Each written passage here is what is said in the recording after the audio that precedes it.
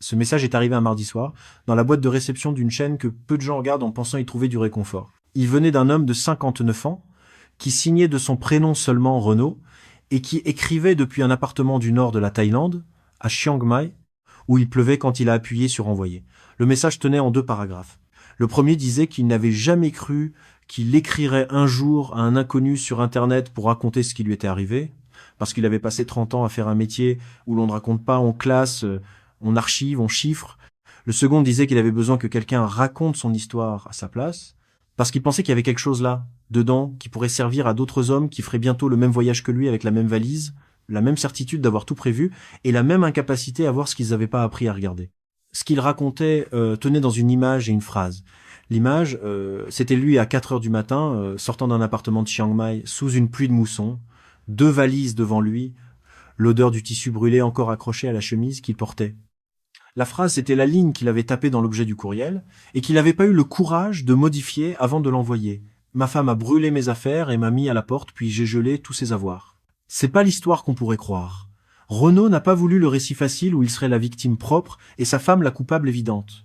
Il a voulu autre chose, et c'est cette autre chose qui rend son témoignage inhabituel. Parce qu'il y a des soirs où 2 personnes qui s'aiment se blessent, avec des gestes qui ont l'air fous de l'extérieur, et qui pourtant ont chacun leur logique, leur langue, leur histoire, et où le plus difficile à admettre, quand la fumée se dissipe, c'est que personne n'avait complètement tort et personne n'avait complètement raison. Ce qui va suivre, c'est une descente lente vers cette nuit-là, puis une remontée encore plus lente vers ce qui est venu après.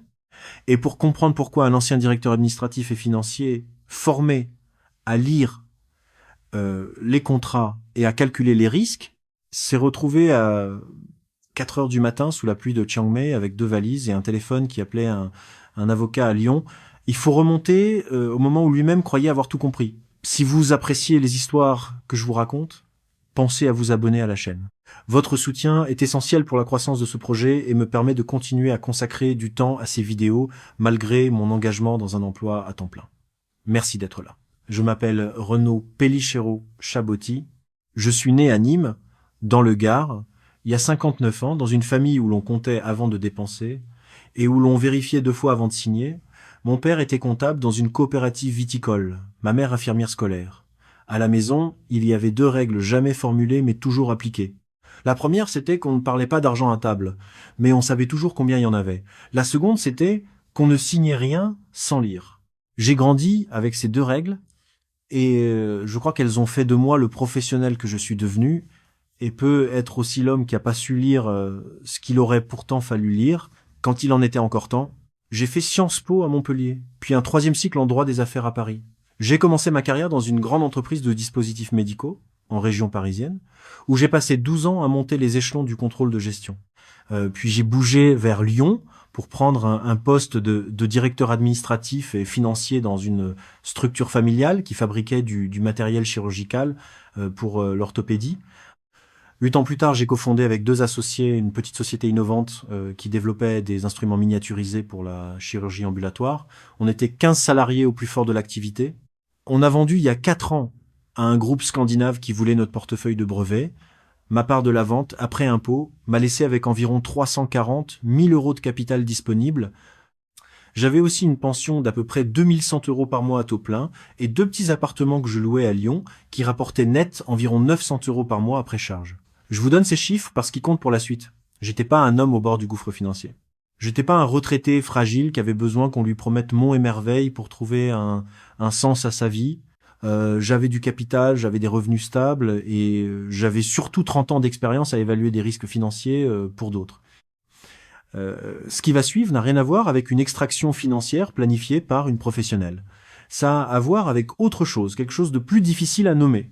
Je me suis marié une première fois à 29 ans avec une femme rencontrée à Lyon. On a eu une fille, Constance, aujourd'hui pharmacienne à Lyon. On a divorcé quand Constance avait 10 ans. Un divorce sans drame, sans avocat de combat. 2 personnes qui avaient cessé de se comprendre et qui avaient décidé un dimanche soir que continuer serait plus coûteux que s'arrêter. Je suis resté célibataire pendant les 6 années qui ont suivi. J'ai eu 2 ou 3 relations qui ont duré quelques mois. Aucune n'a résisté à la première crise sérieuse. J'étais devenu un homme difficile à vivre, non pas par méchanceté, mais par ce défaut particulier. Des hommes qui ont beaucoup travaillé et qui n'arrive plus à distinguer le silence de la paix. Quand j'ai vendu ma part de la société, j'avais 55 ans, j'ai travaillé encore 1 an pour la transition, puis j'ai pris ma retraite anticipée. J'ai passé 1 an à Lyon à ne pas savoir quoi faire de mes journées. Je me levais à 6h30 comme 30 ans plus tôt, je prenais mon café, je lisais la presse économique par habitude, et à 9h, je n'avais plus rien à faire. J'ai commencé à comprendre que la retraite, pour un homme comme moi, n'était pas une libération, c'était un vide qui demandait à être rempli par autre chose que du temps. C'est à ce moment-là qu'un ami de longue date, un ancien collègue qui s'était installé à Kiangmé, m'a invité à venir passer 1 mois chez lui. Il m'a dit que la Thaïlande n'était pas ce que je croyais. Je suis parti pour 1 mois, j'y suis resté 6 semaines. Je suis rentré à Lyon pour vider mon appartement principal, mettre mes meubles au garde-meubles, et je suis reparti 3 mois plus tard avec 2 valises et l'intention d'essayer. C'était il y a un peu plus de 3 ans. Je me souviens du premier soir dans le petit appartement que j'avais loué à Nimanaiman, le quartier des cafés et des étudiants, à l'ouest de la vieille ville. Je me souviens du bruit des scooters, du parfum d'une soupe qu'une femme préparait dans une gargote à l'angle de la rue, de la chaleur humide qui montait du bitume après la pluie de fin d'après-midi. Je me souviens surtout de m'être dit, en me couchant, que pour la première fois depuis longtemps, j'avais pas passé la journée à attendre qu'elle se termine. C'est ce sentiment-là qui m'a fait rester, pas la femme que j'allais rencontrer, le sentiment d'être vivant dans une journée ordinaire. J'ai rencontré Mali dans un café. Je sais que cette phrase peut faire sourire, parce que c'est ainsi que commencent la plupart des histoires que vous entendez sur cette chaîne. Le café où je l'ai rencontré était situé à 5 minutes à pied de mon appartement, dans une ruelle en retrait de l'avenue principale. C'était un endroit calme, avec de grandes tables en bois brut, une bibliothèque de livres d'occasion en plusieurs langues, et un service lent qui convenait aux gens qui venaient travailler sur leur ordinateur pendant plusieurs heures. J'y allais presque tous les matins. Malé travaillait au comptoir. Elle avait alors 38 ans, une silhouette menue, des cheveux noirs coupés au carré, et un visage qui n'était pas celui qu'on remarque immédiatement dans une pièce. C'était un visage qu'on remarquait à la 2e ou à la 3e fois quand on s'apercevait qu'il ne cherchait pas à être remarqué. Elle parlait un français correct, appris pendant sa formation en gestion hôtelière à Chiang Mai. Elle avait travaillé pendant 10 ans dans un hôtel 4 étoiles de la ville avant de démissionner 1 an plus tôt pour tenir ce café avec une cousine. On a parlé pour la première fois un matin où j'avais oublié mon portefeuille. Elle m'a dit de ne pas m'inquiéter, que je payerais le lendemain. Elle a ajouté en français avec un léger sourire que je venais assez souvent pour qu'elle sache que je reviendrais. Je suis rentré chez moi ce matin-là avec une pensée qui m'a surpris moi-même. Cette femme avait fait un calcul de risque très rapidement sur ma solvabilité et ma bonne foi, et ce calcul lui avait pris moins de 2 secondes. Un professionnel reconnaît un autre professionnel. On a commencé à échanger quelques phrases chaque matin, puis un jour elle m'a proposé de me faire goûter une préparation que sa mère cuisinait à Lampang. C'était un plat épicé, à base de porc et de feuilles amères, dont je me souviens encore de la brûlure. Elle m'a dit que sa famille tenait à Lampang un commerce depuis 3 générations, un magasin de matériaux de construction dirigé par son père, et que sa mère, autrefois enseignante à l'école primaire, était à la retraite depuis peu. On a commencé à se voir en dehors du café après quelques semaines. Elle me faisait découvrir des restaurants que je n'aurais jamais trouvés seul, m'expliquait ce que je voyais dans les temples que je visitais sans comprendre. Je l'invitais à dîner, elle acceptait, elle me proposait de partager l'addition. J'insistais pour payer. Elle acceptait avec un petit haussement d'épaule qui voulait dire qu'elle l'avait noté mais qu'elle n'insisterait pas. Il y avait entre nous une politesse qui n'était pas de la distance. On a commencé à se voir plus régulièrement au bout de 3 mois. Elle m'a présenté sa sœur cadette, Siriwan, architecte d'intérieur en ville. Siriwan m'a examiné avec cette forme de curiosité franche qu'ont les jeunes sœurs quand elles évaluent l'homme qui s'intéresse à leur aîné. Elle m'a posé des questions précises sur ma situation, sur ma fille, sur mes projets. Elle m'a donné son verdict quelques jours plus tard par l'intermédiaire de Malé. Elle avait dit à sa sœur que j'étais un homme sérieux. Nous avons commencé à sortir ensemble officiellement quelques semaines après. J'avais 56 ans, elle en avait 38. Et je vais aborder cette question tout de suite. Oui, il y avait 10 à 8 ans d'écart. Mali n'était pas une jeune femme sans ressources qui cherchait un mari occidental. Elle avait un métier, elle avait des économies, elle avait une famille qui n'attendait pas d'elle qu'elle épouse un étranger. Sa mère, quand elle m'a rencontré la première fois lors d'un déjeuner à Lampang, m'a dit qu'elle aurait préféré que sa fille épouse un Thaïlandais parce que ce serait plus simple pour les petits-enfants qu'elle espérait encore. Elle me l'a dit avec le sourire, sans hostilité, mais avec cette clarté que j'ai fini par reconnaître, plus tard, comme une caractéristique de cette famille. On y disait les choses. Nous nous sommes fréquentés pendant 1 an avant de décider de nous marier. Cette décision n'a pas été prise dans un élan romantique. Elle a été prise un soir, sur la terrasse de son appartement à Santitam, autour d'une bouteille de vin français que j'avais rapportée d'un séjour à Lyon.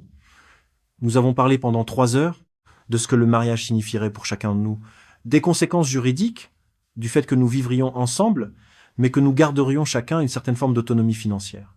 Nous avons établi, verbalement, ce que je considérais comme un cadre clair. C'est ma première erreur. Et je veux qu'elle soit nommée tout de suite. Nous avons établi un cadre verbal. Nous n'avons rien écrit. Je suis un ancien directeur administratif et financier. J'ai passé 30 ans à faire signer des documents à des gens qui pensaient qu'un accord de principe suffisait entre honnêtes gens. Et pourtant, ce soir-là, sur la terrasse de Mali, j'ai fait exactement ce que j'aurais interdit à n'importe lequel de mes clients de faire. J'ai considéré que, entre elle et moi, la parole suffisait. J'ai consulté un avocat français avant le mariage. Il m'a expliqué le régime matrimonial applicable dans un mariage franco-thaïlandais, en l'absence de contrat de mariage spécifique, les implications sur les biens acquis avant et pendant l'union, les questions successorales, les questions de résidence fiscale. J'ai pris des notes. J'ai signé l'acte de mariage à la mairie du 16e arrondissement de la préfecture consulaire. Puis nous avons refait une cérémonie thaï traditionnelle à Lampang, dans la maison familiale, avec les moines, les cordons blancs, les offrandes, tout ce qui faisait que, pour la famille de Mallet, c'était ce jour-là que nous étions vraiment mariés. Ce que je n'ai pas fait, c'est de consulter un anthropologue. Je souris quand je dis ça, mais je ne plaisante qu'à moitié. Ce qui allait me manquer dans les mois qui ont suivi, c'était pas de la compétence juridique. C'était de la compétence culturelle. Et je n'avais pas pensé, pas une seconde, qu'il faudrait consulter quelqu'un pour ça. J'ai vérifié les implications juridiques, j'ai pas vérifié les implications culturelles. C'est pas de la naïveté. C'est une hiérarchie d'outils. J'ai utilisé ceux que je connaissais. Nous sommes installés dans un appartement plus grand, dans le quartier de Niman, que j'avais loué à mon nom. J'ai proposé à Mali, dès les premières semaines, de contribuer à un compte commun pour les dépenses du foyer. J'y versais 2 000 € par mois. Elle y versait l'équivalent bas de 600 €, ce qui correspondait à peu près au tiers de nos revenus respectifs. Ce système fonctionnait bien. Pendant les 3 premiers mois de mariage, il n'y a pas eu un seul sujet financier qui ait créé la moindre tension. Le premier accroc est arrivé à la fin du 4e mois. Nous étions en visite à Lampang pour le week-end, dans la maison familiale. Le père de Mallet, M. Kassem Bensancha, un homme de 68 ans à l'époque, m'a fait visiter un terrain qui appartenait à la famille depuis 2 générations. C'était un terrain d'environ 1200 mètres carrés, en périphérie de la ville, avec des arbres fruitiers et un petit puits. Il m'a dit, par l'intermédiaire de Mallet qui traduisait, que ce terrain reviendrait à sa fille et à ses 2 sœurs après lui, et qu'il pensait qu'il serait bien de construire là, dessus une maison que Mallet et moi pourrions utiliser lors de nos séjours à Lampang, et qui deviendrait ensuite un bien pour la famille élargie. J'ai souri. J'ai demandé, poliment, quel budget il envisageait. Le père a dit que ce n'était pas urgent, mais qu'il pensait qu'une maison de bonne qualité, dans le style traditionnel de la région, pouvait se construire pour environ 2 500 000 bahts. Je n'ai rien dit sur le moment.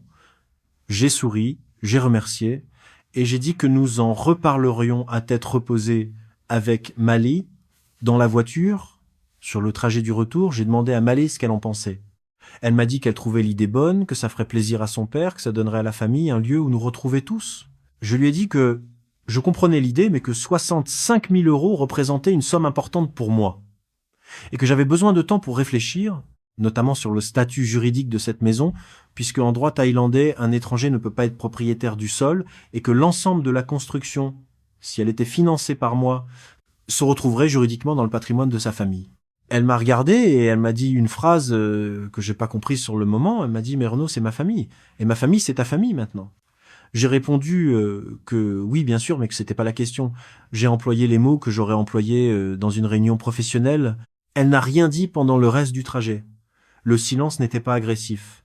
C'était un silence pensif, comme quand quelqu'un range mentalement une information dans une case qu'il n'avait pas prévu d'ouvrir ce jour-là. Nous n'en avons pas reparlé pendant 2 semaines. J'ai pris ce silence pour un accord tacite. Je comprends maintenant que ce silence signifiait exactement le contraire. Il signifiait que Mallet avait déjà annoncé à sa famille, dès notre retour à Chiang Mai, que la maison de Lampang se ferait, et qu'elle était en train d'organiser mentalement les concessions qu'elle allait devoir me faire pour que j'accepte ce qu'elle considérait déjà comme décidé. C'est ici que je dois expliquer quelque chose qui m'a pris des mois à comprendre. Dans la culture familiale de Mallet, une conversation entre un père et un beau-fils au sujet d'un terrain familial n'est pas une conversation exploratoire. C'est une conversation qui engage. Le fait que M. Kassem m'ait montré le terrain, qu'il m'ait proposé un projet, qu'il ait avancé un budget indicatif, n'était pas une invitation à négocier. C'était une manière de m'accueillir dans la famille en me proposant une contribution à un projet familial. Mon expression de bonne volonté, suivie de mes réserves budgétaires et juridiques, a été interprétée non pas comme une négociation normale, mais comme un refus déguisé, qui plus est un refus qui me plaçait, moi, dans une position d'évaluateur extérieur de ce qui aurait dû être une évidence. Je ne le savais pas, personne ne me l'a dit, Mali elle-même ne me l'a pas dit, parce que dans sa lecture des choses, il n'y avait rien à expliquer. Ce qui va se passer dans les semaines qui suivent, c'est une accumulation silencieuse de malentendus du même type. Chacun d'entre nous, dans son propre système de référence, agit de manière parfaitement logique. Et chacun d'entre nous, dans le système de référence de l'autre, agit de manière parfaitement illisible. Deuxième épisode, 1 mois plus tard. Mali m'a demandé un soir, au dîner, si nous pouvions parler de sa mère. Elle m'a expliqué que sa mère, à Lampang, avait une petite retraite d'enseignante, complétée par ce que son mari lui donnait sur les revenus du magasin, mais que ses revenus étaient devenus plus irréguliers depuis 1 an. Elle m'a demandé s'il serait envisageable que nous fassions parvenir à sa mère un transfert mensuel régulier, quelque chose comme 15 000 bahts par mois, à peu près 380 € à l'époque. J'ai réfléchi, j'ai proposé un compromis. J'ai dit que je pouvais accepter de contribuer à hauteur de 10 000 bahts par mois, environ 250 €, à condition que cette contribution soit formalisée par un accord écrit entre nous, précisant sa durée et ses conditions de révision. Je pensais faire une proposition raisonnable. Je pensais que le fait de vouloir écrire les choses était un signe de respect. Mali a mis sa fourchette dans son assiette. Elle m'a regardé pendant plusieurs secondes sans rien dire. Puis elle m'a demandé, d'une voix qui n'était pas en colère, mais qui contenait quelque chose que je n'avais pas encore entendu chez elle, pourquoi il fallait un contrat pour aider sa mère. J'ai commencé à expliquer que c'était pas parce que je ne voulais pas aider, mais parce que dans ma culture professionnelle, tout engagement financier durable méritait d'être formalisé. Elle m'a interrompu. Elle m'a dit que sa mère n'était pas un fournisseur. Elle m'a dit que si j'avais besoin d'un contrat pour aider sa mère, alors elle préférait que je n'aide pas du tout. Nous n'avons pas parlé de la soirée. Au petit matin, je me suis dit que j'allais lui présenter mes excuses et lui dire que je verserais les 15 000 bahts par mois sans exiger d'accord écrit. C'est ce que j'ai fait au petit déjeuner. Elle a hoché la tête. Elle a dit merci. Elle a dit que ça ferait plaisir à sa mère. Mais quelque chose dans le ton avait changé. Ce n'était plus le ton d'une victoire, ni celui d'un soulagement. C'était le ton de quelqu'un qui vient d'apprendre quelque chose sur la personne avec qui elle vit et qui range cette information pour plus tard. Je vais m'arrêter un instant ici. Je sais que certains d'entre vous, en m'écoutant, se disent que Mali était en train de me tester ou de préparer une manipulation à long terme. Je vais vous demander de suspendre ce jugement. Non pas parce que je veux vous convaincre que Mali était parfaite. Elle ne l'était pas. Mais parce que si vous restez enfermé dans cette lecture, vous allez rater ce qui est réellement en train de se passer entre nous. Ce qui est en train de se passer, c'est deux personnes qui utilisent le même mot pour désigner deux choses différentes et qui n'ont pas conscience de le faire. Troisième épisode, encore 1 mois plus tard. C'est le mois où tout a basculé. Malé est rentré un soir avec une nouvelle. Sa sœur aînée, qui vivait à Bangkok avec son mari et sa fille de 9 ans, était en train de divorcer. Le divorce se passait mal. Le mari refusait de contribuer aux frais de scolarité de leur fille, une petite qui allait dans une école privée bilingue à Bangkok. Mali m'a expliqué qu'elle voulait prendre en charge sa nièce, la faire venir vivre à Chiang Mai avec nous, l'inscrire dans une bonne école ici, et couvrir tous les frais associés. Elle a chiffré. Environ 35 000 bahts par mois pour l'école, plus les frais de vie, plus les vêtements.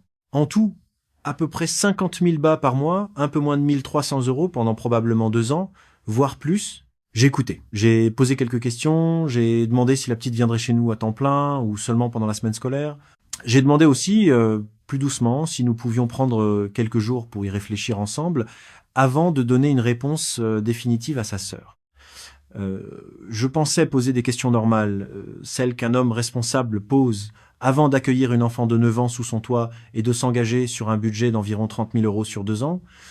Mali m'a écouté. Elle a hoché la tête plusieurs fois. Elle m'a dit que oui, bien sûr, il fallait y réfléchir.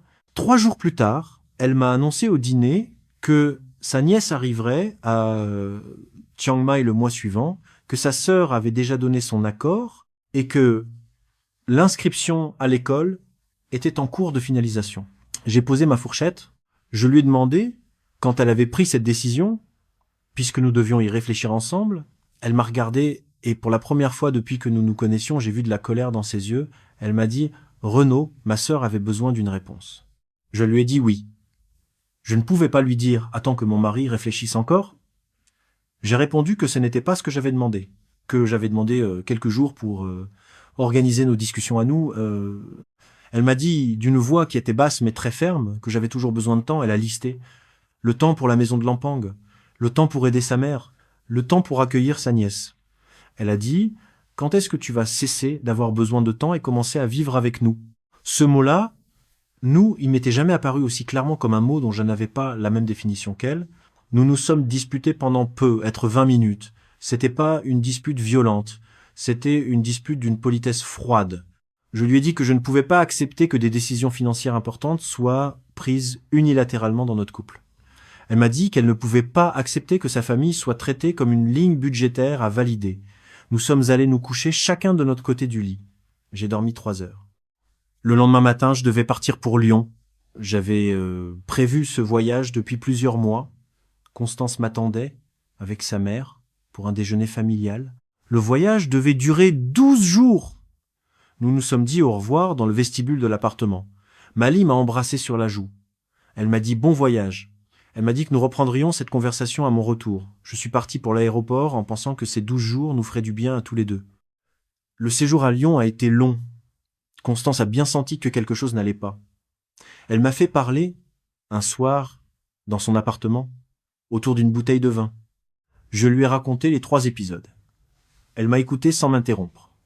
Puis elle m'a posé une seule question.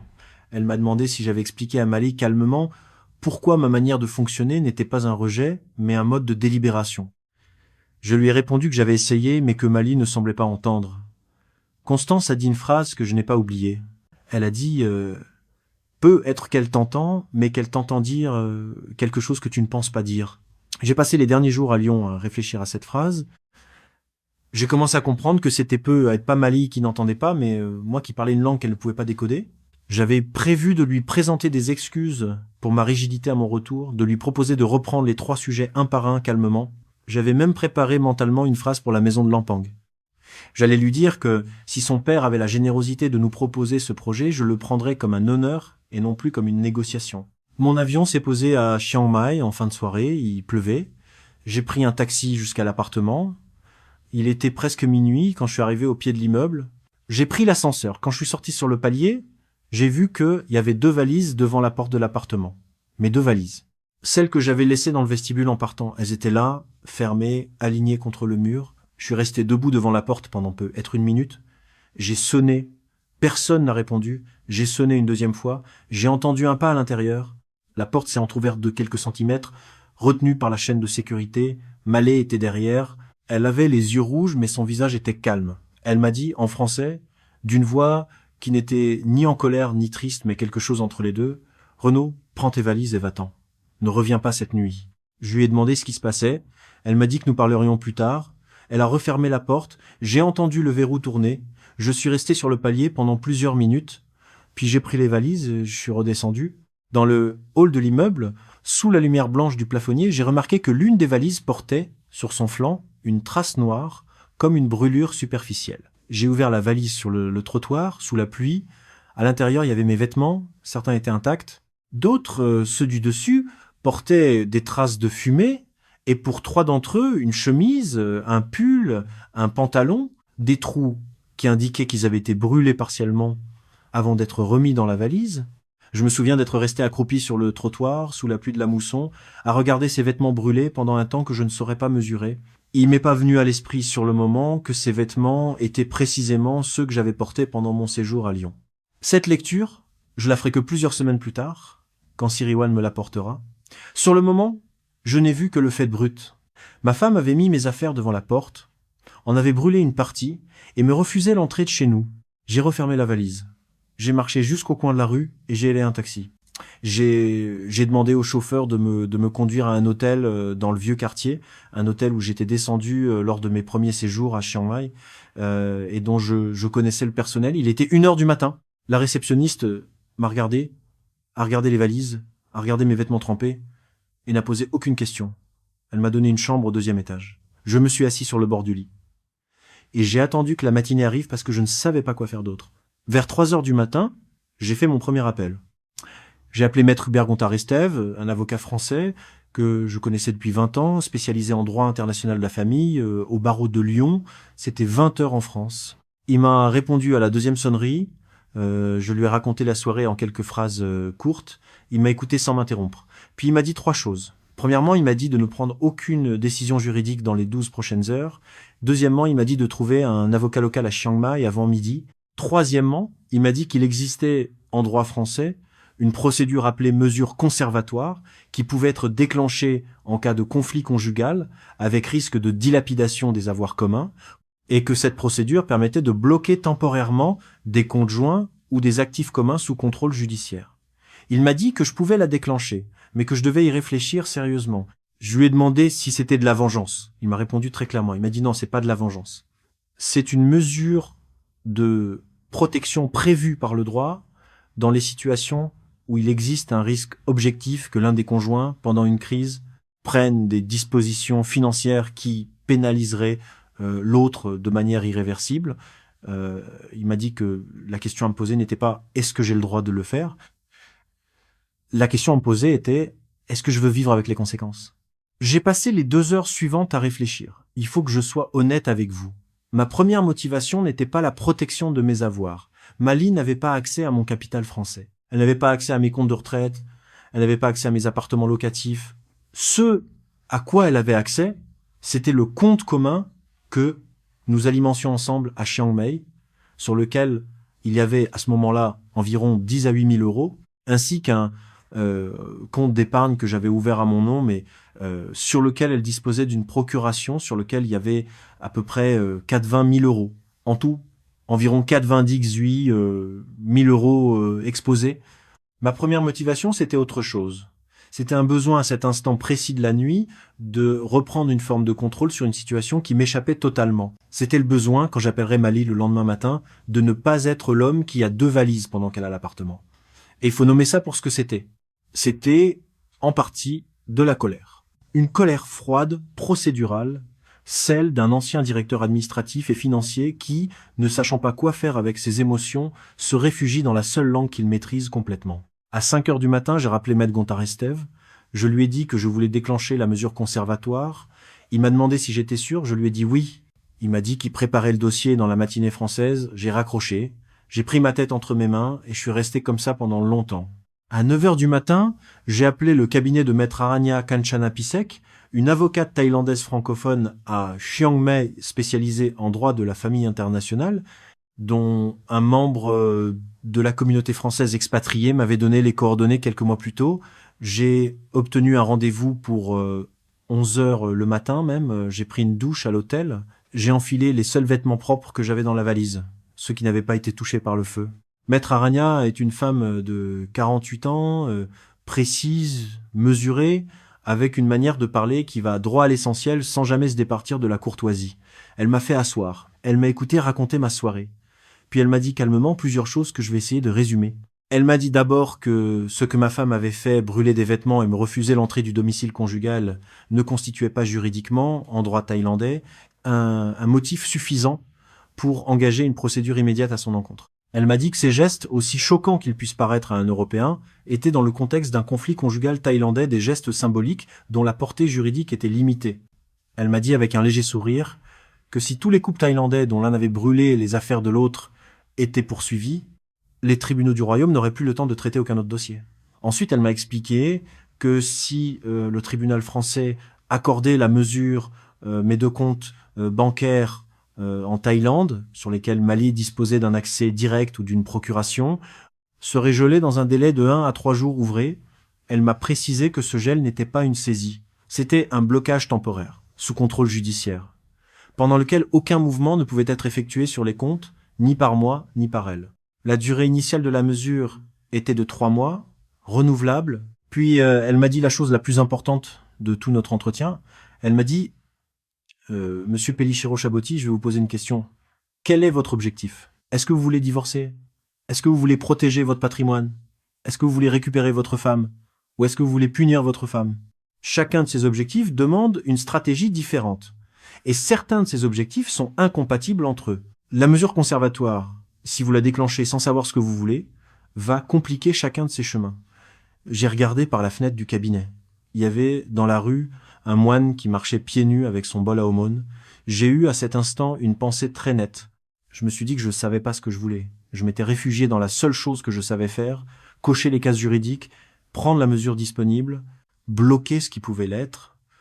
Sans jamais me demander pourquoi, j'ai dit à Maître Aragna que je ne savais pas encore. Elle a hoché la tête. Elle m'a dit que c'était une réponse honnête. Elle m'a dit que si je jouais la mesure comme un couteau, Mali répondrait par un autre couteau. Et nous saignerions tous les deux jusqu'à ne plus pouvoir marcher. Mais que si je la jouais comme une porte, comme un moyen de forcer une conversation qui autrement n'aurait pas eu lieu, alors il restait une chance que quelque chose puisse être construit. Je suis sorti de son cabinet à 12h30. À 15h, Maître Gontard-Estève m'a rappelé pour me confirmer que la mesure avait été accordée par le juge des référés du tribunal judiciaire de Lyon et transmise aux banques concernées. À 10 à 8h, mon téléphone a sonné. C'était Mallet. Elle m'a demandé, d'une voix qu'elle contrôlait mais qui tremblait légèrement, ce que j'avais fait. Je lui ai demandé de préciser. Elle m'a dit qu'elle venait d'essayer de faire un paiement et que sa carte avait été refusée, qu'elle avait appelé la banque et qu'on lui avait dit que le compte était gelé sur ordonnance judiciaire française. Elle m'a demandé si c'était vrai. Je lui ai dit oui. Elle est restée silencieuse pendant plusieurs secondes, puis elle m'a dit une phrase que je n'oublierai pas. Elle m'a dit « Renaud, j'ai brûlé 3 chemises. Toi, tu as gelé notre vie. » J'ai pas su quoi répondre. Je lui ai dit que nous devions parler. Elle a raccroché. Cette nuit-là, j'ai dormi peu. Être 2 heures. Le lendemain matin, mon téléphone a sonné à 7 heures. Un numéro que je ne connaissais pas, avec l'indicatif thaïlandais. C'était Monsieur Kassem Bonzermchai, le père de Mallet. Il parlait un anglais très basique, mais suffisant pour que nous puissions nous comprendre. Il m'a dit qu'il était à Chiang Mai depuis la veille, qu'il était chez sa fille, et qu'il voulait me voir. Il m'a proposé de le retrouver dans un café à côté du marché de nuit. Je lui ai dit que j'y serais dans 1 heure. Le café était petit, sans prétention, avec des tables en formica et un ventilateur qui tournait au plafond. Monsieur Kassem était assis à une table du fond. Il portait une chemise blanche, un pantalon marron, et il avait les mains posées à plat sur la table. Quand je suis entré, il s'est levé. Nous nous sommes serrés la main. Il a commandé du thé pour nous deux. Il a bu une gorgée de thé. Il a posé sa tasse. Il m'a regardé et il m'a dit, en anglais lent et articulé, plusieurs choses. Il m'a dit d'abord que sa fille avait eu tort. Il m'a dit qu'il ne comprenait pas comment une femme adulte pouvait mettre les affaires de son mari devant la porte et brûler ses vêtements. Il m'a dit qu'il lui avait dit, la veille au soir, qu'elle avait fait honte à la famille par ce geste. Il m'a dit qu'elle avait pleuré et qu'elle avait reconnu qu'elle avait perdu la maîtrise d'elle-même. Puis il a bu une autre gorgée de thé, il m'a regardé droit dans les yeux, il m'a dit ensuite que moi aussi j'avais eu tort. Il m'a dit que geler les comptes de sa fille depuis la France, sans lui parler, sans essayer d'abord de comprendre, était un geste qui, dans sa culture à lui, était plus grave que de brûler des vêtements. Il m'a dit que brûler un vêtement était un geste de colère, un geste qui parlait le langage du feu, un geste que tout le monde comprenait comme un cri, mais que geler des comptes était un geste de froid, un geste qui parlait le langage du papier et de la loi, un geste qui disait à sa fille qu'elle n'était pas une personne mais un dossier. Il m'a dit que ce geste-là, dans sa lecture à lui, était le geste d'un homme qui ne considérait pas sa femme comme sa femme. Il n'a pas parlé longtemps. Il a dit ces choses en peut être 10 minutes avec des pauses, avec des hésitations sur les mots anglais, puis il a fait quelque chose qui m'a bouleversé. Il a incliné légèrement la tête et il m'a dit « Mais vous êtes ici, vous êtes venu, vous n'êtes pas parti pour la France. Alors peut-être qu'il y a encore quelque chose à faire. Si vous voulez faire ce quelque chose, c'est moi que vous devez convaincre en premier. Parce que ma fille ne vous écoutera pas si son père ne lui dit pas d'écouter. » Il m'a dit qu'il me proposait la chose suivante, que je lève la mesure conservatoire sur les comptes, dès aujourd'hui.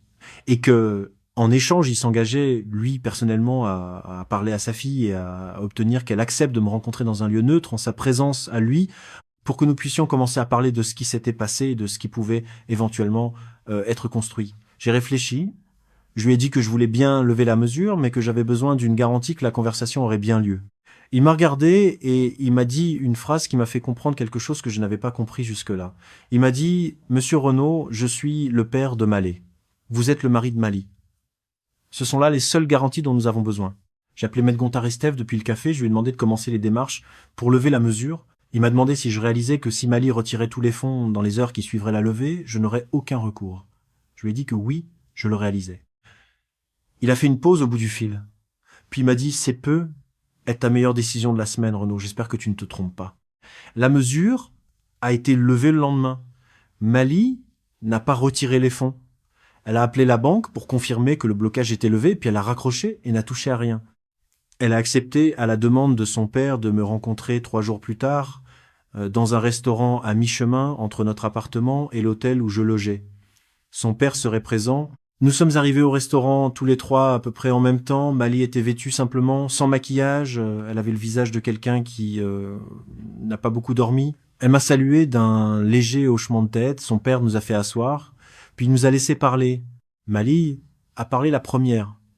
Elle m'a dit, en français lent, qu'elle voulait me demander pardon pour les vêtements brûlés. Elle m'a dit qu'elle n'avait pas prévu de le faire, que c'était arrivé pendant qu'elle sortait mes affaires du placard, et qu'elle avait mis le feu à la première pièce qui lui était tombée sous la main, une chemise, dans la cour intérieure. Elle m'a dit qu'après cette chemise, elle en avait pris 2 autres. Elle m'a dit que c'était pas prémédité. Elle m'a dit qu'elle n'avait aucune excuse et qu'elle savait que c'était un geste indigne. Puis, elle m'a dit autre chose. Elle m'a dit qu'elle avait cru, en me mettant à la porte, qu'elle me forcerait à lui dire enfin ce que je ressentais vraiment. Elle m'a dit qu'elle avait passé 4 mois à essayer de comprendre pourquoi je gardais toujours une distance avec les décisions concernant sa famille. Elle m'a dit qu'elle avait fini par croire que je considérais qu'elle m'avait épousé pour mon argent et que chacun de mes délais, chacune de mes questions, chacune de mes hésitations était une manière de vérifier si je pouvais me le permettre. Elle m'a dit qu'elle savait maintenant que c'était probablement pas ma manière de penser, mais que c'était comme ça qu'elle l'avait vécu. J'ai écouté, j'ai parlé à mon tour. Je lui ai dit que je lui demandais pardon pour le gel des comptes. Je lui ai dit que ce geste, en effet, n'était pas motivé par une nécessité de protection, mais par un besoin, à cet instant-là, de reprendre un contrôle que j'avais perdu. Je lui ai dit que j'avais utilisé la seule langue que je maîtrisais complètement, la langue de la procédure, et que je n'avais pas mesuré ce que cette langue disait dans sa culture à elle. Je lui ai dit que je n'avais jamais considéré qu'elle m'avait épousé pour mon argent. Je lui ai dit que mes hésitations sur les questions financières concernant sa famille n'étaient pas des refus, mais des délais que je m'accordais pour comprendre des situations qui étaient nouvelles pour moi. Nous avons parlé pendant 2 heures. Son père est resté silencieux pendant l'essentiel de la conversation, n'intervenant qu'à 2 reprises, chaque fois pour éclairer un point culturel que ni Malé ni moi n'arrivions à formuler l'un pour l'autre. À la fin du repas, il a dit une chose simple. Il a dit qu'il rentrait à Lampang le lendemain et qu'il espérait que nous trouverions le courage de continuer cette conversation sans lui. Nous avons continué. Nous nous sommes revus 4 jours plus tard, seuls cette fois, dans un parc au bord d'une rivière au nord de la ville. Nous avons parlé pendant tout un après-midi. Puis, nous nous sommes revus le surlendemain. Puis 2 fois la semaine suivante, c'est Siriwan qui, pendant l'une de ces rencontres, m'a dit la phrase qui a été pour moi la clé émotionnelle de toute cette histoire. Nous étions allés déjeuner tous les 3, Malé, sa sœur et moi. Malé s'était absentée pour aller aux toilettes, Siriwan s'est penchée vers moi. Elle m'a dit « Renaud, tu sais pourquoi elle a brûlé précisément ces vêtements-là » Je lui ai dit non. Elle m'a dit « C'était les vêtements que tu portais à Lyon ». Elle a mis le feu aux vêtements du voyage à Lyon, parce que ce voyage était pour elle la preuve visible que ta loyauté d'avant, ta fille, ta vie française, comptait davantage que le foyer que vous étiez en train de construire ici. Elle n'a pas mis le feu à toi. Elle a mis le feu à ce voyage. Je suis resté sans voix. Je n'avais pas fait le rapprochement. Personne ne me l'avait dit. Mali elle-même ne me l'avait pas dit, sans doute parce qu'elle-même n'en avait pas eu conscience sur le moment. Siriwan a ajouté quelque chose. Elle a dit que c'était pas une excuse. C'était une explication. Elle a dit que sa sœur avait tort d'avoir brûlé quoi que ce soit, mais qu'il fallait, pour comprendre ce qui s'était passé, comprendre ce que ces vêtements-là signifiaient pour elle à cet instant précis. Nous avons décidé, Mal et moi, de reprendre la vie commune 6 semaines après la nuit des valises. Nous avons décidé aussi de travailler avec une thérapeute conjugale thaïlandaise qui parlait anglais. Nous y sommes allés chaque semaine pendant 8 mois. Je ne vais pas vous raconter le détail de ces séances. Je vais vous dire seulement ce qui en est ressorti d'utile pour d'autres. Nous avons appris que le mot famille, dans nos 2 cultures, ne désignait pas la même réalité. Pour moi, la famille était un cercle restreint, structuré par des liens juridiques et affectifs directs, dont les obligations financières étaient définies par le droit et par l'affection, et modulables selon les circonstances. Pour Malé, la famille était un tissu plus large, structuré par des obligations culturelles anciennes, dont les responsabilités financières étaient parfois implicites, parfois explicites, mais dont la remise en question était vécue comme une remise en question de sa propre identité. Ni l'une ni l'autre de ces définitions n'était juste ou fausse. Chacune était cohérente dans son propre système. Le problème n'était pas la différence. Le problème était que nous avions pensé, l'un et l'autre, que notre définition était la définition évidente et que l'autre finirait par la partager. Nous avons formalisé ce que nous n'avions pas formalisé au début. Nous avons établi par écrit un accord sur les transferts mensuels à sa mère à hauteur de 15 000 bahts par mois, avec une clause de révision annuelle. Nous avons établi par écrit un projet de construction pour la maison de Lampang, rédigé par Maître Arania, qui précisait le montage juridique, les conditions d'usufruit, mes droits d'usage, les modalités de sortie en cas de séparation ou de décès. La maison a été construite. Sa nièce est venue vivre avec nous pendant 1 an, avant de retourner chez ses parents quand la situation de sa mère s'est stabilisée. J'ai appris à vivre avec une enfant de 9 ans sous mon toit, ce que je n'avais plus fait depuis que Constance était petite. Je vais pas vous mentir en vous disant que tout va bien. Nous continuons à avoir des désaccords. La différence, c'est que maintenant, nous savons que nous parlons des langues différentes. Nous savons aussi qu'il faut, à chaque désaccord important, prendre le temps de traduire, de s'assurer que ce que l'un veut dire est bien ce que l'autre entend. C'est un travail lent. Il n'y a pas de raccourci. J'aimerais, avant de terminer, vous dire 5 choses qui pourraient être utiles à ceux qui envisagent ou qui vivent déjà un mariage franco-thaïlandais. Ce ne sont pas des règles. Ce sont des observations tirées de mon expérience personnelle et des conversations que j'ai eues avec Maître Arania et avec Maître Gontard Estève. La première chose est que le régime matrimonial dans un mariage franco-thaïlandais n'est pas automatiquement celui que vous pensez. En l'absence de contrat de mariage spécifique, le régime applicable dépend de plusieurs facteurs, notamment de la résidence habituelle des époux, du lieu de célébration et de conventions internationales dont l'application n'est pas toujours évidente. Les biens acquis en Thaïlande pendant le mariage ne suivent pas nécessairement les règles françaises de communauté ou de séparation. Je vous encourage vivement, si vous envisagez ce type de mariage, à consulter un avocat spécialisé en droit international de la famille avant, et pas après, la cérémonie. La deuxième chose est que la mesure conservatoire sur avoir commun en droit français est un outil de protection, pas un outil de vengeance. Si vous l'utilisez avec cette intention de protection, elle peut vous sauver dans certaines situations. Si vous l'utilisez, comme je l'ai fait, avec l'intention à demi consciente de reprendre un pouvoir symbolique sur votre conjoint, elle produit des dégâts relationnels qu'il est très difficile de réparer ensuite. J'ai eu la chance que mon beau-père soit un homme sage et que ma femme soit capable, malgré la blessure, d'accepter une conversation. La plupart des couples dans cette situation n'ont pas cette chance. La troisième chose est que le refus de financer un bien immobilier au nom du conjoint thaïlandais ou de contribuer à un projet familial de la belle famille n'est pas nécessairement un signe de méfiance, mais il est presque toujours interprété comme tel s'il n'est pas formulé explicitement avec ses raisons et avant que la famille ne soit informée du projet. La quatrième chose est que tout accord financier durable dans un mariage franco-thaïlandais devrait être mis par écrit, non pas parce que votre conjoint est suspect, mais parce que 2 cultures ont 2 façons de comprendre ce qu'un accord verbal signifie. Écrire n'est pas se méfier. Écrire est prendre au sérieux. La 5e chose est la plus difficile à formuler. Consulter un avocat avant le mariage est nécessaire mais pas suffisant. Il faut aussi avoir, avec son futur conjoint, les conversations difficiles sur ce que le mariage signifie économiquement pour chacun. Ces conversations sont désagréables. Elles peuvent donner l'impression de commencer une histoire d'amour en la sabotant par des calculs. Elles sont pourtant, dans mon expérience, ce qui permet de construire une histoire d'amour qui dure. Je vis toujours à Chiang Mai. Malé et moi sommes toujours mariés. La maison de Lampang existe. J'y vais 2 week-ends par mois. Sa mère va bien. Son père, M. Kassem Bounsamchai, m'appelle une fois tous les 2 mois. Nous ne nous disons pas grand-chose. Il me demande comment va sa fille. Je lui dis qu'elle va bien. Il me demande comment je vais. Je lui dis que je vais bien. Nous savons tous les 2 ce que ces mots simples représentent. Il m'arrive parfois, le soir, de repenser à cette nuit sous la pluie, avec les 2 valises et l'odeur de tissu brûlé sur ma chemise. Il m'arrive de me demander ce qui se serait passé si Malé, en découvrant le gel des comptes, avait choisi de riposter au lieu de céder. Il m'arrive de me dire que nous avons eu de la chance. Beaucoup de couples franco-thaïlandais que je connais se sont séparés dans des conditions dévastatrices financièrement pour l'un ou pour l'autre, à cause précisément du même type de malentendu que nous avons failli laisser nous détruire. Ce que je retiens, à 59 ans, après 30 ans de métier à lire des contrats et à évaluer des risques, c'est ceci. Il y a des situations où toute la compétence technique du monde ne vous protège pas contre l'aveuglement culturel. Il y a des situations où avoir les meilleurs avocats et les meilleurs comptables ne remplace pas d'avoir eu, avant, les bonnes conversations. Il y a des situations où le premier geste à faire, quand on découvre qu'on ne parle pas la même langue que la personne avec qui on vit, n'est pas d'ouvrir un dossier juridique, mais de s'asseoir et de reconnaître qu'on ne comprend pas. J'ai gelé les avoirs de ma femme parce que je savais pas quoi faire d'autre cette nuit-là. Avec le recul, je me dis que j'aurais dû le savoir, moi. Je suis directeur administratif et financier retraité depuis 4 ans.